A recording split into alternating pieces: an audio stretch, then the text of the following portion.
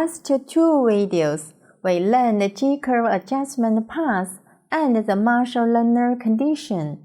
In this video, let's evaluate the history of capital mobility and the conditions that lead to capital flight in times of crisis. We concern capital mobility is because the degree to which capital moves freely cross-border is critically important to a country's balance of payments. In the exhibit, the historical patterns of capital mobility is shown. From 1860 to 1914, it is a period characterized by continuously increasing capital openness as more countries adopted the gold standard and expanded international trade relations. From 1914 to 1945, there broke two world wars. It is a period of global economic destruction and a global depression. From 1945 to 1971, it is the Bretton Woods era. This period saw great expansion of international trade in goods and services.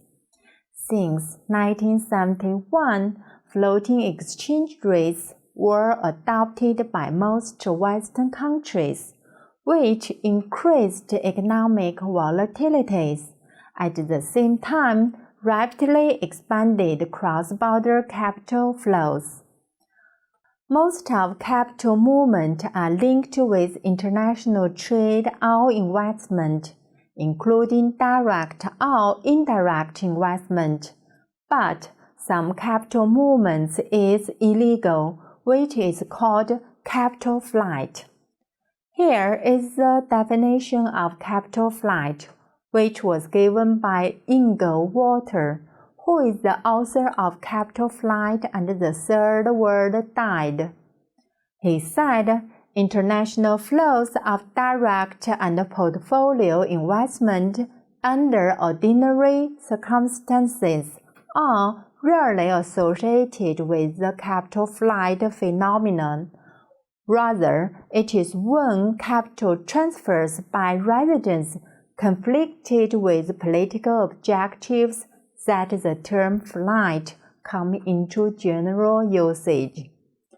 From the definition of capital flight, we can say capital flight is usually illegal capital movement.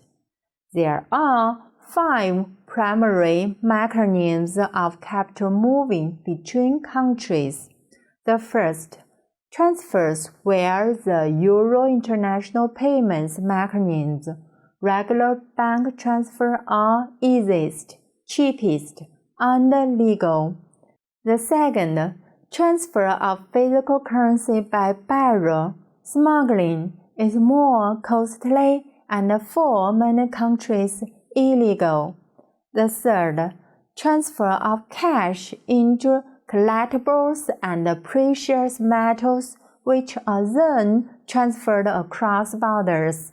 The first, money laundering, 洗钱, the cross-border purchases of assets, which are then managed in a way that had the movement of money and its owners.